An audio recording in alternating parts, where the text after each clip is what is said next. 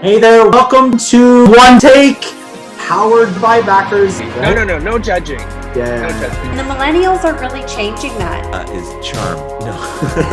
All success begins with desire. I feel like I'm on fire right now. Hey there, welcome to One Take, powered by backers. It is Justin Fox. I'm here, joined by Monika, Jazyk. Monika, thank you very much for joining me. Thank you so much for having me. Awesome. So welcome to the show. I'll do a quick little bio here. Excited to have you on. As we just sort of talked off air, haven't had a lot of people talking about real estate. So you're going to be the what is it? The be all end all for real estate. Your one-stop shop. One-stop shop. Real estate investments. There you go. There you go. Awesome. So here we go. So Monika, you're a wife and proud mother of 4 wonderful, I love you put this so yet expensive children. I can attest to that. I have 2 of them.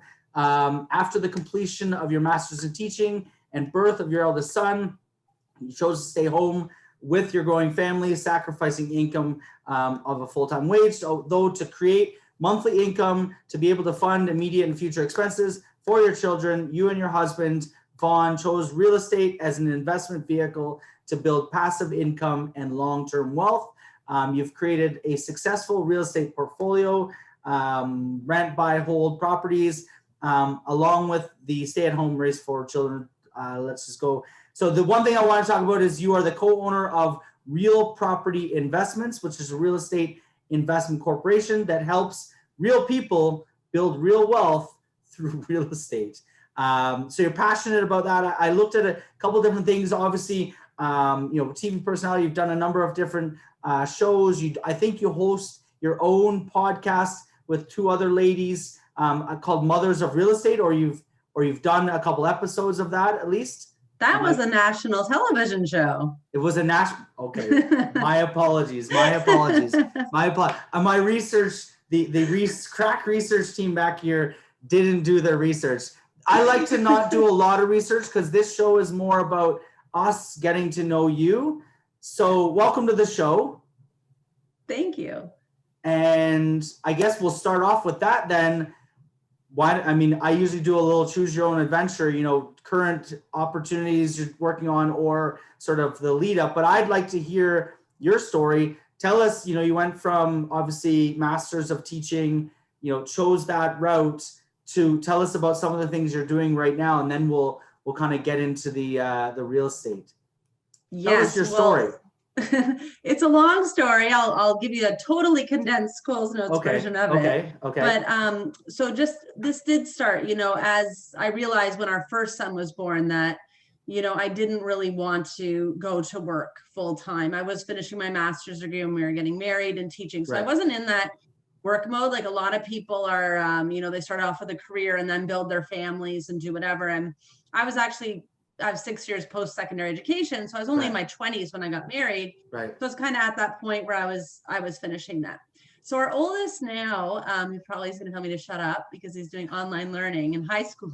Okay. In the other room is almost 17. Okay. So, we really kind of have been at this for a while. And we do have 4 children. They range from ages 8 to 16 and a half. Okay. So in a tight window, a history, maybe family or friends that, were in real estate or what was sort of that like catalyst that got you into real estate? We never have had any help at all with real estate and investments. And we had to really teach ourselves everything. Okay. And, when we started out, we just knew we were trying to do things the traditional way. We knew that I didn't want to go to work full time. And the catalyst moment of that, I was only 27 years old. I had this new baby. I was newly married. I was teaching 52 grade 7 students, high risk students in Australia, in a 12-week teaching prac. And I didn't know, really what to expect. But I actually, at the age of 27, during that, the pivotal moment came when my son had to go to daycare and he caught a bacterial infection. Oh, no. And I wasn't allowed to miss anything in my teaching or I would have forfeited a 2-year degree. Right. And my husband had to overnight in the hospital with him. Wow. And it was a really difficult choice to make at that time to forfeit my family. But it really, really resonated with me to that point. And also I was actually having stomach ulcers, and I'm not a physically ill person. I've always been a very strong person. So these two things really showed a physical imbalance, as well as just, it didn't stem from laziness. It stemmed from what people really go through in everyday life. Right. They really are taking too much on, and work really takes 99%. Right. And I was really realizing I am selling myself short in every area. I'm not a good mother. I'm not a good teacher, and I'm not even a good student. Right. So if I try to do everything, did you do your master's? Did you do your master's in Australia? I did, because my husband's Australian. Oh, okay, cool. What school? I have some friends from university that did their master's in teaching over there. I think one of them went to Canberra, I believe. Oh, so they were in the nation's Like the capital. I was up Gold in Coast or something. Yeah. Oh, in the Gold Coast. So then that would have been like Griffin University. Griffin. So one went to Canberra, one went to Griffin. Yeah, exactly. Yes. Yeah. I actually started off on the East Coast, and then I met Vaughn, and then we actually ended up relocating on the West. So I was on the other side. I was actually in the Australian outback for some time. And then I was on a small coastal town in Broome, Western Australia. I went to the University of Notre Dame. Oh, okay, cool. Yeah. So they have a Notre Dame over there. Is it the Fighting Irish as well? Is that their I not like the Notre Dame here? I think it's more of a Catholic logo. Okay. It's a little different than the Notre Dame here. Yeah. Well, I mean, Notre Dame is more religious aspects. Yeah. Okay. So not quite the Notre Dame Fighting Irish in wherever it is in the US here. Okay, cool. So I mean, I think that's an interesting point where, you had the difficult choice, which obviously you made because you wanted to complete your schooling, that, kind of sacrificed that one instance with your son. And then you realized, hey, you know what? I don't want to be put in this position. So I guess the question it was a short-term decision, right? Right. It was immediate, I can make a short-term sacrifice, but my life's not going to be defined by that. How many people's lives are defined by those parameters, though, really? Right. I mean, there's a lot of people that choose. I mean, it's sort of like it's the the rock and a hard place, right? You've got, a sick child, obviously in this case, or, in your case, a pending, degree that you've spent, 2 years, right, working on it. And arguably, so that's a really difficult decision. And then, I mean, obviously when you get into the work environment, you see movies and sort of different depictions where it's sort of like, hey, I mean, I think things have sort of changed, especially with COVID, which we'll talk about, I think more to a real estate perspective, but things have definitely shifted where, that, hey, you have to put all of your eggs into this job, and we don't care about your family. Maybe it's shifted a little bit, but definitely it's interesting to hear. I mean, I made the same choice. I decided to start my own business, sort of early on in our son's, when our first son was born, just because I felt like I wanted to build, the wealth, and I wanted to build the freedom into our life, to be able to, I look at it now, I look at the, my parents would drop us off at like 7 a.m. in the morning, and then pick us up at 6, like the full extent. And we used to do that too, a little bit early on. And it was sort of like, you're missing a large portion of your childhood or your kid's childhood, right? Where now you really are, and that's what most parents are forced to do. Right, exactly. In Western society, you're expected to work these amount of hours and commute and do all this stuff where you get home, you eat dinner, it's like tuck them in, go to bed kind of thing, right? Yeah, sometimes you don't even see them by the time it comes home, and exactly. And it's kind of like a choice, like it's in Western society, but really there's been a huge shift in this choice too, and COVID really has kind of propelled it even forward. But even before, like you go in the 50s, this was mainly the men, and they come home and just pat the kids on the head and see them off to bed. And then now you have both parents working. And what really kind of made me mad and upset, suppose I made that choice, right? I'm going to be a stay-at-home mom.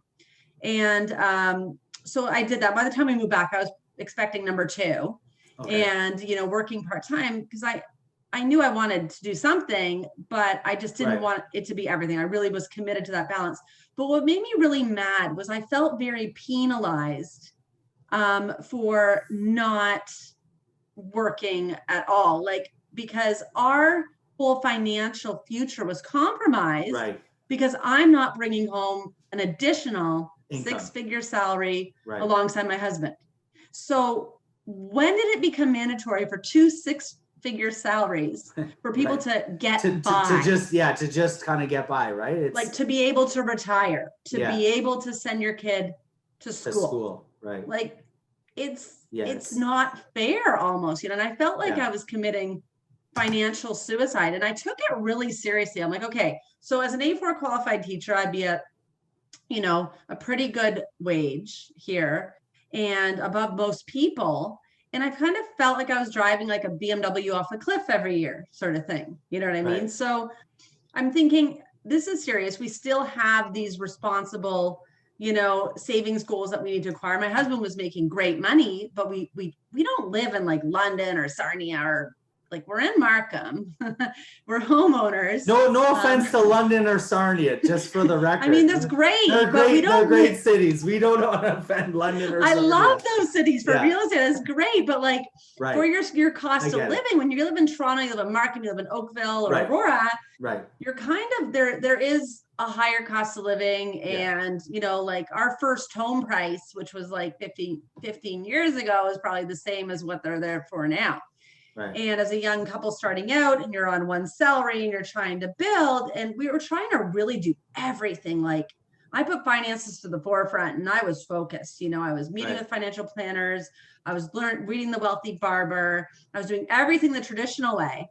Okay. And it was not working. Like we just kind of hit that pain point. That was the second pain point that, okay, so we've made this commitment to our family. We're committed to completing this goal. But we have $40,000 projected retirement income. And this is projected, like when you retire, you will have this. Yeah, and that's barely over and above like OAS or whatever, right? It's it's minimal. So that's interesting. So I have an interesting question for you. So I missed it. What was your undergrad? Did you go to school in Canada here for your undergrad? I went to University of Guelph. Go Griffins. Yeah, there you go. Okay, what did you take there? I went for sociology and family and child studies. I was supposed to be a family and marriage therapist. Okay, there you go. Who was supposed to I took save the phys ed at world. Brock. But the point of my question is, you probably didn't do a lot of financial literacy or education all the way through. Like I mean, you took sociology. I was hoping you didn't say finance or accounting or something along, or even business. I've never even taken a business course. Right, exactly. So I mean, until my undergrad, I went on later to do an MBA, but undergrad never had taken it. So it's interesting that I'd love to hear your thoughts on, like, because a lot of people are like that. Is I think they're maybe in school. I saw a curriculum for my grade 2 son talking about like family finances or something. So they're kind of tying it in. But this is, a number of years later. What was what was your experience kind of getting into that? Especially, we're talking, I think you said 10, 12, 15 years ago as you're sort of starting out. What was your experience and how easy or not easy was that? Well, my joke is when I do talks is I'm not a mathematician, but I know negative numbers aren't a good thing. And those were the returns I was seeing. So I knew I had to do something different. Can I use that quote again? I like it. That's a good one. It's like the walk and talk, but you can go to Brock quote. I've heard that. My best friend went to Brock. She studied arts and or whatever, sports and rec and leisure or something. Phys ed. It was big back then for those two or three. Sociology was actually pretty big too. Child studies, but a lot of social sort of, or what do you call them? Arts, liberal arts type. I was never a business math kind of person. It wasn't in my blood. Like, sorry guys, I'm not the success story. I talked to a lot of people like, when I was 21, I was doing this, or I was not many people I was at the bar probably, like traveling, like I don't know what I was doing. Exactly. That's where we were. I mean, if I've been to Guelph, I don't know what was the local pub or the bull ring. The bull ring. There you go. Right. So Palace. There you go. Everyone. I mean, I could say Big Bucks, Isaacs, right? I mean, that was what most people. That's what I mean. You only hear about the Uber success stories that 21, Elon Musk, but the majority of people in their 20s and 30s were still just trying to figure it out, like just enjoying life and you know, it sounds like you got married a little earlier and started the family earlier, but still like, you know, early 20s, you know, even to, I'd say early 30s for me, just kind of figuring it out. Right. But well, we had an event last night on millennials and the millionaire millennial, and we had a mastermind before, and I work with a lot of younger people. Right. And I also work with a lot of older people. Right. Youngest member is 18. Wow. Our oldest member is probably 65. And is that still millennial 18? Or is that now Gen? That's not even a millennial. That's below. Whatever, right? Yeah, but whatever. The two Gen experts. Gen Z. The two experts are millennials, and they're multimillionaires. Anyone could do it. Some start young, some start older. And I want everyone out there to know you need to start today. Right. That's when you start. Who cares? Colonel Sanders is 60. I love the story. Tell it. You tell it. Go ahead. Tell it. Colonel Sanders was 60. People could be 40, you know, and just realize this isn't working. You could be 50. You can be 15. Who cares? Exactly. Like, you're either going to do something or you're not. You just need to start where you are and stop worrying about the past or worry about the present. A lot of people say, I'm too, like, they laugh. And I'm like, so, like, do you have any real estate? You know, if they're in their 20s, like, I'm 27. Right. Why would I do that? This was like my goal. Okay. And so it's always been really important to create a family environment, which we've done with a business. But also put my family and help other people really kind of take whatever their family is and put it to the forefront. Even if your family could be you and your cat now, like family can mean different things. Right. It's everyone. Relative. But one course I did take in the in our final years of our sociology, and I did that because I started off psychology and I didn't like statistics, so I had to switch majors. Okay. So I had to do this course, and we had to create this huge binder of compilation of all sorts of amazing things. It was the most useful course ever, and it was for the work transition. And in it, we had to have a mission statement, and I still have my mission statement. It's a picture of my grad picture, and it actually says, to rise above the norm and to live a life of success, wealth, and happiness. And that was my thing, my fear. I may have been a lot of things, and I might not have been focused or whatever, like, sorry, I'm not some Uber multimillionaire at 20 or whatever, but I always have had a great life and a great time. And I never wanted to be average. That was my number one fear, was to be average and to live in this box. And when I was told, you know, okay, now you need to go to work and you have to sacrifice your family and you have to whatever, like later on, I was like, ugh, like that's, I'm in the box. That seems like, that seems just the norm. Yeah. You know what? It's funny. I was watching a video with Kevin O'Leary as Mr. Wonderful, right? The Shark Tank, whatever, whether you like him or dislike him. I mean, I think he makes some interesting points, but one of the things he did say, and he gave sort of in one of the videos, the five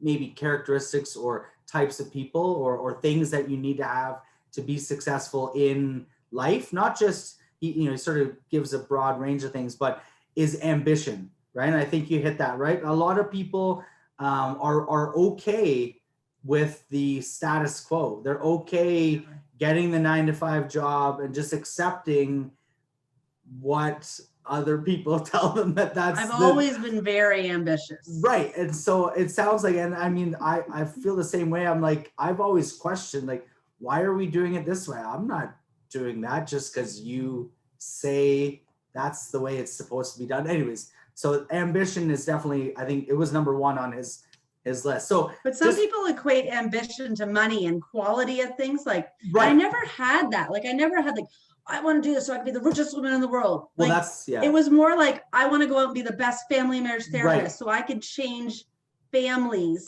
Right. Exactly. Everywhere. Exactly. In the same video. So I should probably play the video, or I don't know, I'll send you a link to it. But he talks about, it's not about money. If it's about money, you're not going to be successful. You need to be about, enjoying what you do, creating value in somebody's life, enjoying doing that, and sort of the process.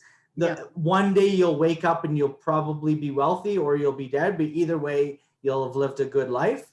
The wealth is sort of like an afterthought for successful It is. It has to be purpose first, a purpose-driven business first. And that's what we do at Real Property Investments. we're not money driven, we're purpose driven. And we're really trying to create that community where we could really help people. And our main goal is not just how much money we can make people, but how we can kind of help them create their best life.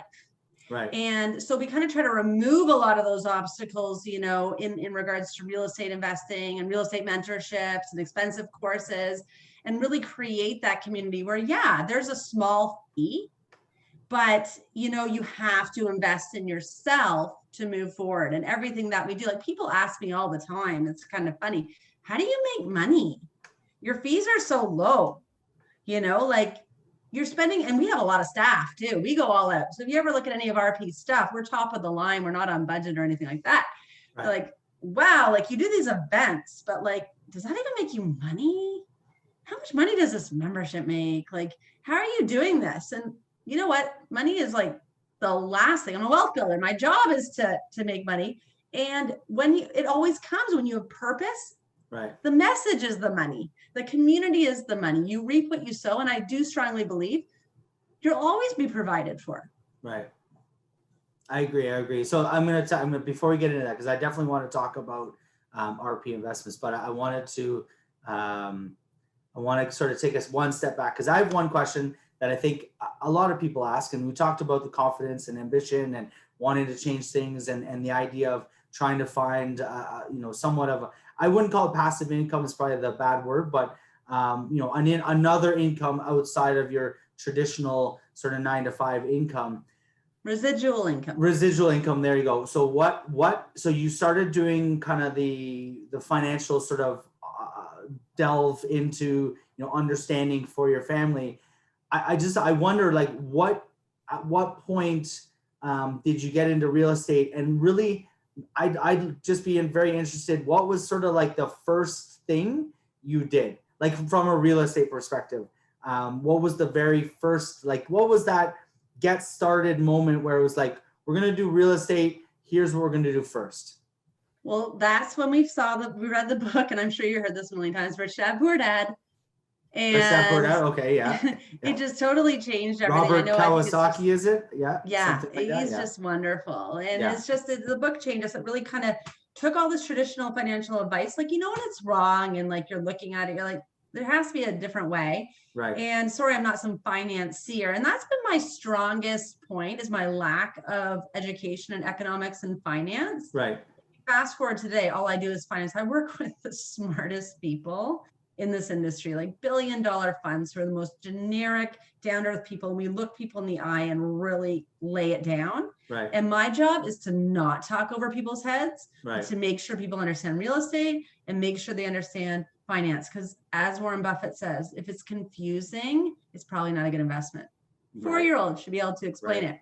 So we do things in layman's terms. And like, I'm reading this stuff, I'm looking at these convoluted statements. I don't know what these are. They're coming in quarter. We have the big negative. Like I say, I'm not a mathematician, but something's up here. I got to do something different. And that's when I broke out of the box and read Robert's book. And wow, like all of a sudden, my concepts on financial literacy just exploded, like assets versus liabilities. And it was just a total 180 and a totally different shift in thinking that just reshaped my mind. Yeah, people read, I froze for a second. Some people read that and don't actually get the same sort of like a response that you get. I mean, a lot of people do, but they don't act on it, I think, is maybe the difference, right? So you were able to obviously act on it. And how did you act on it, though? Well, we started looking at real estate. We were introduced to real estate. And then one day my husband, who was working, just came home one day exhausted. We were trying to do something, and we were exploring different areas. And he just came home and he just pretty much instructed me to go buy a property. Okay. So he was just like done. So some things happened in between. Like, we started out like everyone else. We knew it was the right thing. We started talking to a mortgage broker to get assessed, because we didn't even know what these things were. Like on the mastermind last night, the Millennium, I was laughing and saying, when we brought our first house, the agent had to explain to us, like, okay, so now you go get a mortgage, and this is a mortgage broker. Like, this is a home inspector. Like, Right. we didn't know anything. And so for the investment property, I always thought you had to buy the house next door. So I just thought it was out of, just not achievable. And I didn't know about leverage and mortgages. So Right. Robert's book broke that down, Rich Dad Poor Dad. And then from that, I found a mortgage thing, but I used the wrong one, But at the same time, our financial planner also introduced us. It was the one smart thing he's ever really done for us, is he introduced us to a consolidated mortgage with Manulife One. Okay. And Yeah. all of a sudden, we had a lot of equity available at our disposal. That's Right. how we got our money. Right. So from that point, that's when we went and we bought our first investment property, and we kind of hooted and hawed. And finally, my husband was just like, we got to do this. So we ended up buying a condo in Blue Mountain. Oh, okay. So how recently was that? Like, because the reason I ask is, go ahead. How recently did you buy the This condo? is like almost like over 10 years ago. Okay. So that would have been a boom for Blue Mountain, sort of early days when they were starting to build some of those condos. So this was like an older condo. Like older condo? Okay. Where I was very familiar with. Okay. Yeah. Like this was like a ski, like this was not like an off the grid investment. This was like where most people start, is they take something personal to them. Like my mindset at this point was affordable. Blue Mountain. I've skied there since I was 4. Right. I think I will go there. Like, right. So that's like the gut feel, right? So it's kind of like, that there's value. So, I mean, I remember I didn't pull the trigger, but I remember in university down in St. Catharines, there was, this is again, a long time ago, you could buy a multi-bedroom home, 2 or 3 bedrooms for like under 100,000. And students were renting them arguably at the same price as people were renting in Toronto for the same house. So my thought process was, there's a huge kind of arbitrage there where you're going to get $300, $400, $500 a month per room from a student. So if you get 3 rooms, but you're only paying 100,000. So I started doing the math. I didn't end up doing it. I kind of kicked myself now that I didn't. I'm surprised you got even that far. Yeah, well, I was in university. I would never have connected those dots when I was in university. Yeah, I would have been like, hell no, I'm not renting out, because I would probably rent it, and I don't want to rent to me. Well, that's the flip side. I'm horrible. I don't want me as the tenant, right? But no, but I think a lot of the pushback I got was from family and friends. Were like, bad idea, too much headache. You're gonna get bad tenants. Students are not good tenants. But I think if you look at, if I had done that, 20 years ago, I mean, that and house, your family talked you out of it. They cost you millions. And that's the people who love you most. I know, and that's you what. still talk to them? Yes, I do. I do talk to them. I love them. They only do it because they love you, and this is what happens. And that's what happens to a lot of people, right? And for everything, not just real estate, but business, starting a business, creating a new idea, going, even just changing jobs. People probably are questioned for stuff like that. Well, they don't want you to do anything different. And this is the importance of that community, is as an adult, you need to start doing things for yourself. Yes, you love your family and friends. They're not evil. Like they only want the best for you. And they're just worried because you're doing something different. It's dangerous. It's like Tony Robbins' certainty. They want the certainty. You're doing something uncertain. Right. This could destroy you, kill you, like there's risk. There's risk. Things. And you want to demitigate risk, right? And they're exactly. Yeah. And then so you don't do anything. And then so my advice to everyone out there who's in that is, the community is everything, obviously, but ask yourself and look at those people. And I was telling anyone professional, even anyone that look to work with someone like myself, look at me and think, is this someone I want to be like? Like, has this person achieved things that I aspire to achieve? Look at your friends and your parents. You love them and you'll always love them and get together with them. But do you want to be like them? Do you want to have, the same lifestyle as them? Do you want to take that same path to get that? Are they doing what you want to do? And really look at your financial planner. If you're not in charge, if they're pulling up to your house in a beat up car trying to sell you financial products, well, you might it tells you. I don't mean to be a snob or anything, but for sure. It tells you something. It does. I used to work in sort of the investment space as a wholesaler, and I remember pulling up to what I thought, this is pre-GPS, pre-cell phone. I think I may or may not have had a cell phone, but anyways, pull up and I assume I'm going to a wealth management office. It's a guy's house. He's working out of his basement. And I was thinking, if I was investing, I would not put my money with this guy. But anyways, that's an example of your, the beat up car story. So yeah, it's just funny. It definitely, you want to aspire to something. So look to those that have done it and sort of see how and are doing what you want to do. Exactly. See how they did it and maybe, try to emulate a little bit of that as well and go your own route as well. Right. I mean, you don't want to be a cookie cutter what they are, but you definitely want to take things from different people to sort of to make your own of it. Right.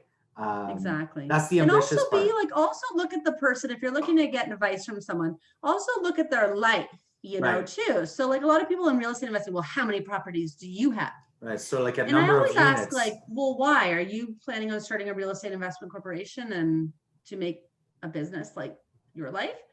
Or do you just want to emulate me that way? Or do you want to have a life of freedom? Where right now, I can spend my time doing a variety of things, such as right now we're on this amazing podcast. 10 minutes before that, I was helping my high schooler and online with his teacher to go through an essay. Right. Before that I was in a business meeting. And then right after this, if I actually stood up, you'd see I actually have a tennis skirt on, tennis game in an hour. There you go. What are they doing? Like, what have they created in that aspect? It's not just because you could have someone with 500 properties, but they're a stressed out, right, individual who has no relationships with their family. They're on their 10th marriage. Their kids hate them. Like a lot of people in the it is to be successful. It's hard because we are all A players. And I'm telling you, I could totally be that person I probably just described in that sense. If you don't really put it to the forefront, right, and be like, work all day, do this, but like you have no relationships. Like it all goes back to that same balance. Like balance could be a full-time job on its own and it can be overwhelming. But at the same time, if you're only successful and you're emulating off your success from a financial aspect or a real estate portfolio, right, or they don't have the relationships, the hobby, the personality, or it really is the mentors you really kind of go to work with really should be someone that you strive on all levels. On all for sure. aspects. Yeah, no, I Tony agree. Robbins. There you go. I mean, I agree. I actually, that's one person I will admit I've seen, obviously very aware of sort of him and his presence. And I've heard some things, but I've never actually been to an event or seen, sort of watched a full Tony Robbins thing. I think it'd be interesting because from what I've heard, a lot of people talk about sort of his presence and sort of the concepts he talks about, which as much as people think things like that or coaches, we've had a number of coaches and different people and mindset coaches and professional coaches on this show. And I talk to a lot of different people. It's mindset is a huge aspect. You're talking, obviously, I think a part of mindset is the balance mindset, right? Where you can purposefully, prioritize, in your case, family, friends, kind of enjoyment.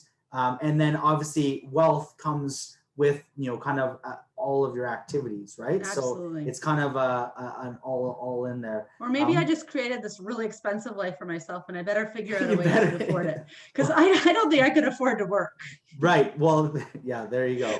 There you go. So that's interesting. So one of the things that I guess that sort of we'll touch on at the end here is what do you like? What is, let's say, okay, you obviously coach individuals.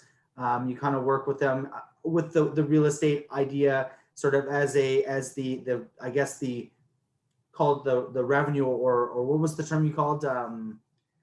Not passive. What was the term you used earlier? The residual income. So what would be maybe if you said like 3 to 5 things, like somebody watching today, they're just starting out, they're 10 years ago, 15, 20 years ago, maybe they're experiencing the similar, dilemma. Do I jump or not jump? Do I get started? Do I, listen to my parents? They're me 20 years ago. Do I buy the property or even look into how to buy it? I think the down payment was literally $5,000.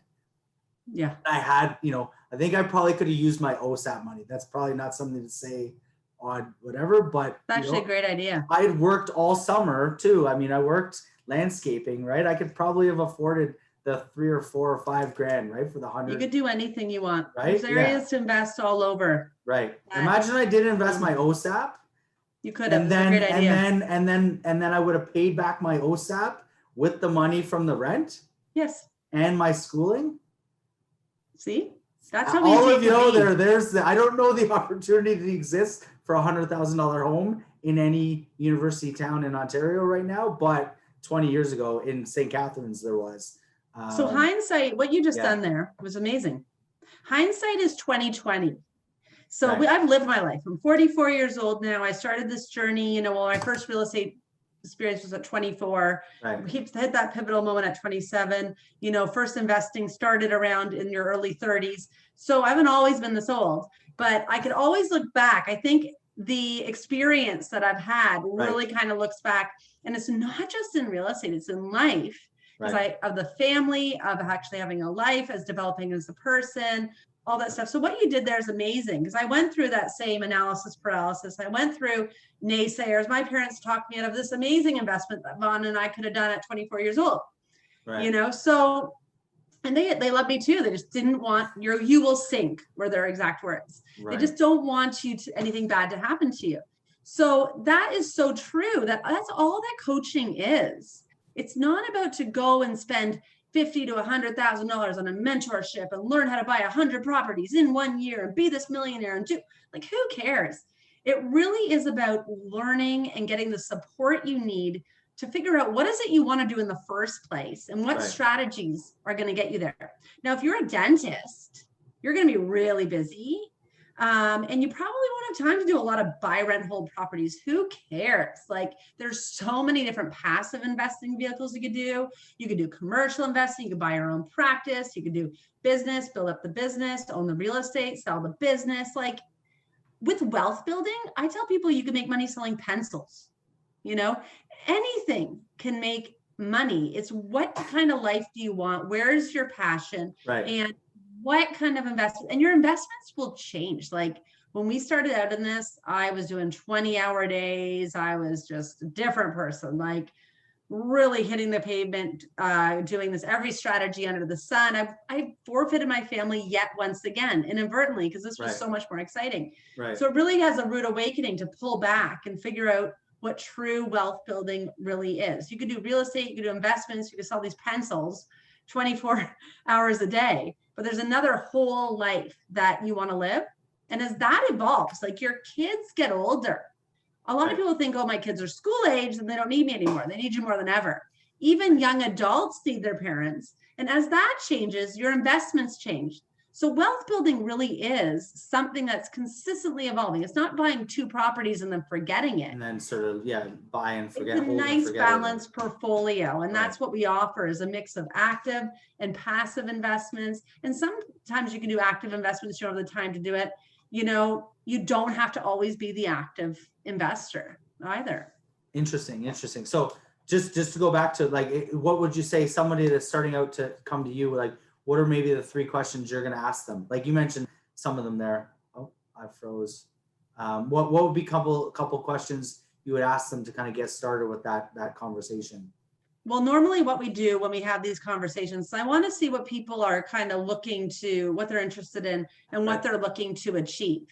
Now, when we do get to the level and we do an actual intake call, I have created a methodology which actually enables me to really kind of figure out, who these people are, what are they working with right now, and what are these main goals that they want to achieve. Because we could take all of these different strategies, but it's never about the strategy. That's just to get you to your wealth goal. So it really is say yourself, you mentioned you had 2 kids, one of your goal obviously is being wealth for your family. That would definitely be a goal. You also want to create a retirement for yourself and your wife, because that's important as well. And also, what about how are your cash flow needs day to day? What's the age of the person? What needs to be addressed? I had a recent client come in. I'll give you a quick example. He was doing fantastic. He recently purchased a home but he had a really large mortgage on his home and he only did it with 5%. And he used all his retirement money to do it. Right. But he created 2 income suites in his basement, which is fantastic. And it's paying for it. So that is fantastic. And he has a great 6-figure job and so does his wife. There's no cash flow issues. Right. But they have a son and they're expecting another. They have no education for their kids. And worse off, they used all that retirement money in their down payment. Right. And your house, like Robert Kiyosaki would say, is a liability. It's not an asset. Now he's turned it into an asset because he's paying for himself. So he's not house poor. Right. That's incredible. But where's this dude's retirement? I'm like, dude, you're 35 years old. You only have 30 years, to build up this retirement fund. We got to get going on that. You don't have a cash flow problem. I would focus on a buy, rent, hold property with the BRRRR strategy, preferably, because he was looking to create an income to help his wife leave her job from full-time to part-time. So if you focus on a strategy like the BRRRR, you're going to get the benefits of this buy, rent, hold real estate, but you could also pull your money out initially to buy another property buy, rent, or even hold? create an income for yourself of say $50,000 to $100,000. Wow. And that could be an income replacement thing that you can have. Keep that money set aside in TFSA. They can do that. She can go from full-time to part-time. You could compensate that or you could reinvest it. In the meantime, this house that's bringing in rent every month, say Junior is 7 years old now, 7 years down the line, a refinance can fund 4 years of the university education. You're still keeping the property, and that same property, if you bought that property for $375,000, say if you're 40, and all you do is pay off that mortgage every month for 20 years, forget cash flow or anything. At the end of that, this property is going to turn in to a $1.75 million asset. That if you have 2 of them, over $2.5 million, you can be a multimillionaire by having your personal residence and just 2 buy, rent, hold properties. Right. So it really is achievable in the areas that you're mentioning, like St. Catharines is one of my absolute favorite. Yeah, is that the Niagara region is a good region down there? I guess for affordability, I love it. We have a great team there. So we have actually teams all across the world, to tell you the truth. We do all the key points in Ontario, the hotspots with strong economic fundamentals, as well as British Columbia, Nova Scotia, and Alberta. We have those 3 markets as well. And we have some teams in the US and even a team in Australia. Oh, wow. So I'm gonna throw a question at you. Top 3 areas in Ontario if you were to buy a buy, rent, hold type of property.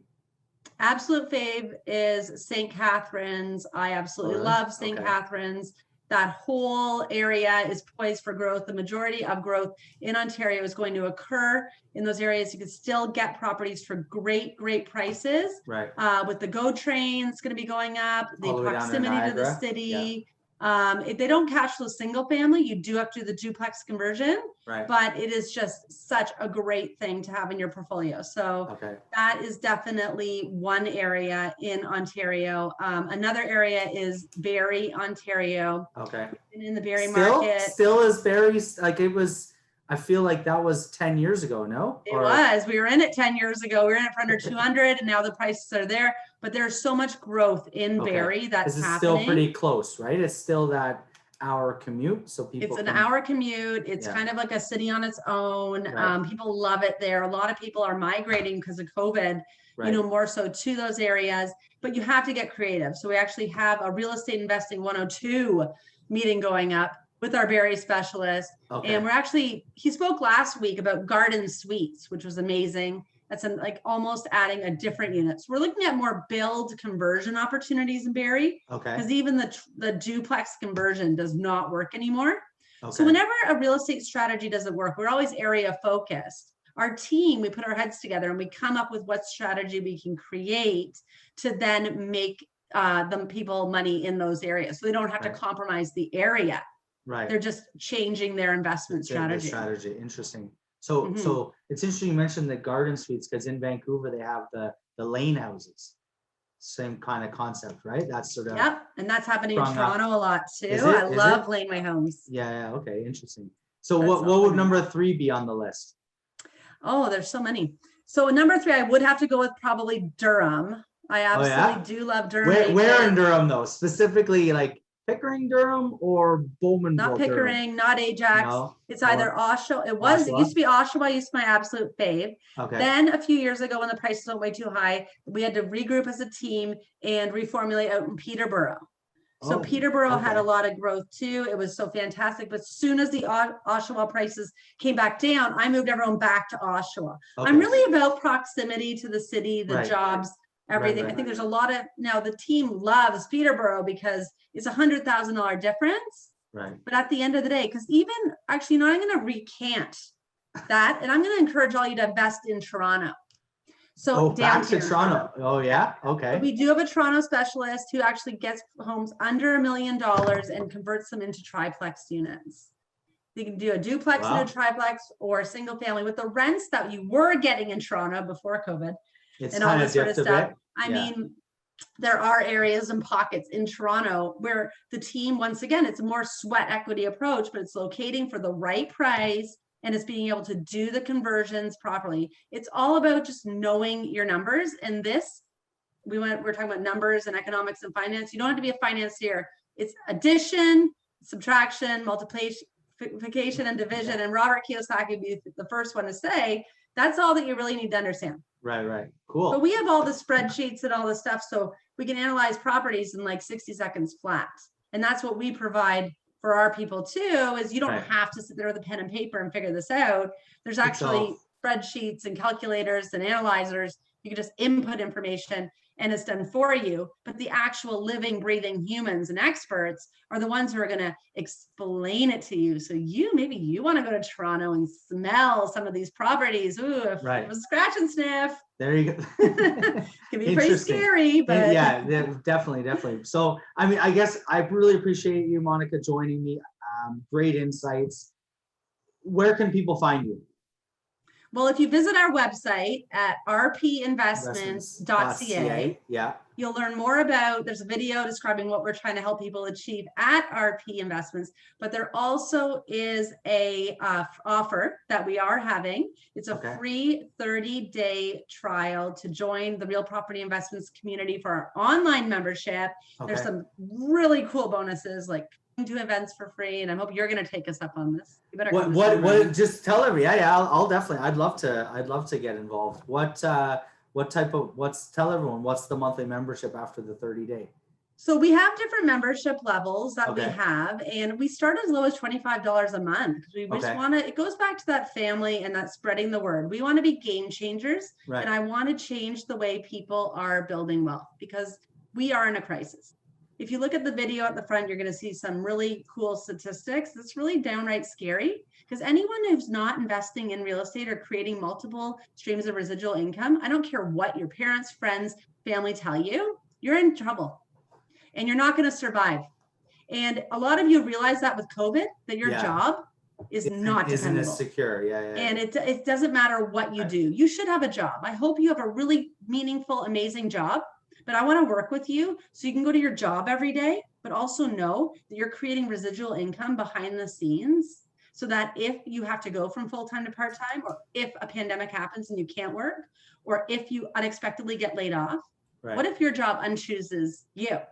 That's what we like to help people prepare for. It's an interesting, I love that word unchooses you. Yeah, it could unchoose you. Everyone's always so talking about leaving their job. Your job is probably going to leave you before you leave your job. And all these parents and these baby boomers that have pensions and all these things, of course we don't have that security. You have zero security. You come in this world alone, you leave this world alone. So you have to plan for yourself and your family. You have to start investing different. That's our mantra, invest different. So, I agree 100% in the real estate. I've always agreed. I unfortunately have never taken my own advice or gotten started. I do have multiple income streams because I have about 3 different businesses that I run. I love business income. But that's a separate note. So you have to join our free trial. I am. You could be our guinea pig. We could just do a total like day-by-day testimonial. Yes, let's do it. Let's set it up. I'll do a daily testimonial of going through the RP Investments process. You know what? Anyone who wants to challenge on this, I bring that because I work really hard to bring you authentic, incredible information. Right. And what a lot of people do is they give blanket information to people, expecting everyone to be able to benefit from it. If you market to everyone, you help no one. That's so. Our guest yesterday said the exact same thing, Professor Queen's University in marketing, right? It's all about segmentation. A marketing degree. You should listen to him. Exactly. Well, you said exactly what he said. So you should have an honorary degree, right? It's true though. Yeah. It's so true. It's like you have to start with yourself. Everyone's situation. So what we've done is we have the tools, we have the training, we have the team, but where our distinguishing factor is we show you how you could apply it to your situation. Right.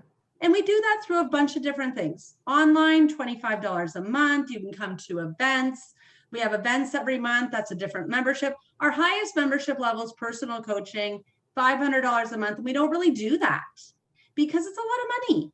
And we spend over $100,000 in our real estate education. And I don't want you guys to do that. I want people to spend it on down payments. Right. So even $500 a month, our members will pull that when they're mid-transaction. They need more support from time to time. But our main goal, guys, really is, group coaching is $100 a month. And it goes down from that. It's all in our membership. I won't bore you with the details. Yeah, check it out. rpinvestments.ca, right? Yeah, rpinvestments.ca. Perfect. It's Are you on Twitter? People can Facebook? really experience it. Sorry. We're on Facebook at RP. I think Instagram's rp.investments. Okay. CA, and then we have Facebook. I'm very Googleable. Googleable? Google me. Yeah. I did Google your name and a number of things. Like I saw the mother. You said it was a the Mothers of Real national Estate show. Yeah, MORE, right? Mothers of Real Estate. Yes. Was that on? Where was that on TV? I apologize. I didn't. That was on CHCH. Okay. It was on CHCH, and we did. I think we did 12 episodes on Rogers. Okay. And then 6 episodes on CHCH. We got picked up nationally, and those are my great friends and coworkers, Jillian Irving and Rachel Oliver, and they are amazing real estate entrepreneurs. So I work closely with them as well. Is that still on? Is this still on? It's not airing anymore, but if you Google it, you can see all the episodes that are online. So cool. Awesome. Well, Monika, I really appreciate it. Enjoy tennis. Unfortunately, all of our amenities have been closed for COVID. So our tennis courts, pools, all that closed. But that's awful. It is very awful. So the kids, we have to go. 20 minutes. I gotta scoot over. There you go. I'll let you go. I have one last question. One word that you would give, one piece of advice that you would give to a younger you. What would that word be? One word? One word, yeah. So if you could go back 20 years ago and say, Monika, here is a word you need to understand and live by, what is that one word or piece of advice? Oh, okay. Piece of advice. I'm better at that. I'm thinking, word, that's pressure. Okay. One word or piece of advice is what I tell my kids would be, if you're going to work, pick an avenue that you're going to make a lot of money and learn how to grow your money. Grow your money. That's my word. Grow your money. Okay. Yeah. Perfect. Awesome. Well, Monika, thank you very much for joining me on the show. We'll have to, I'm going to take you up on that offer. We'll do a 30-day challenge. We'll have to sort of suss out how that might work. We could do a daily video or something. Send me an email. Let's hook it up. Yeah. I know you're all about making a difference too. And thanks for everything you do for getting people's messages and delivering them out there. People really need this now. Yeah, we're in the month 8 of this pandemic. I was doing the math the other day. Month 8, exactly. It was like March 13th. It's crazy that it's. If you would ask somebody 8 months ago that this is what we were going to be living in, people would have thought you were crazy. But you know what? This pandemic's an equalizer for everyone, right? And it really has brought people who are in that job security mode. I don't need this. I don't need that. Down to a real reality, and I really am committed. We're committed to be game changers. And to really kind of level the playing field and help people, everyday people. That's why we have real people build wealth and really start building wealth today. So awesome. Well, thank you very much, Monika. Everyone else, this is One Take powered by Backers. I will see you guys again tomorrow. Thanks, Monika. Appreciate it. Thank you. Thanks. Bye. Hey there. Welcome to One Take powered by Backers. No judging. Yeah. And the millennials are really changing that. Is charm. No. All success begins with desire. I feel like I'm on fire right now.